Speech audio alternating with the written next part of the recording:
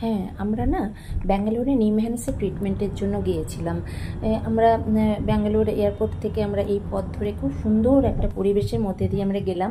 আর চারিদিকে সবুজে সবুজে ঘেরা। যদিও এখন ব্যাঙ্গালোর অনেক বেশি জনবহুল হয়ে গেছে, প্রচুর জ্যামও হয়, কিন্তু আমরা যে পথ দিয়ে গেলাম খুব সুন্দর, ছায়া সুনিবিড় ছিল।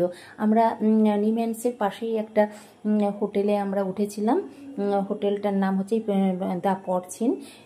3900 টাকা পার নাইট, আর 2000 টাকারও আছে। আমরা এই ঘরটাই ছিলাম, একদমই কাছে। এই টোটো দাদাটা লোকাল টোটো দাদা, উনি আমাদের, যেহেতু নিমহ্যান্সের সমস্ত ব্যাপারগুলো উনি জানেন, ওনার জন্যই আমরা 8:30 গিয়ে লাইন দিই, নাহলে রাত 3টের থেকে নাকি লাইন পড়ে।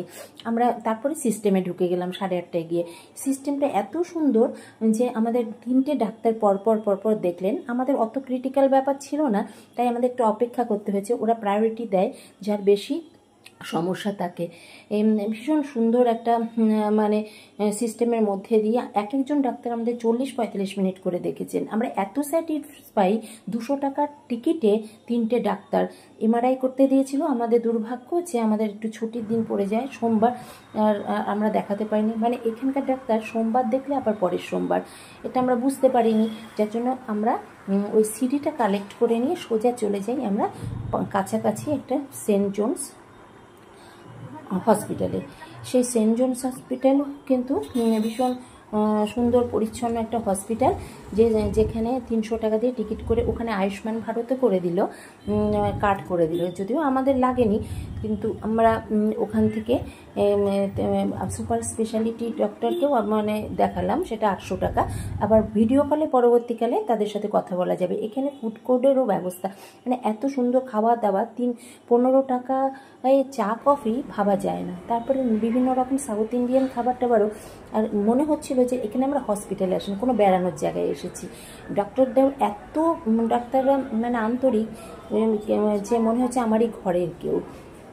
পরিচ্ছন্ন একটা পরিবেশ।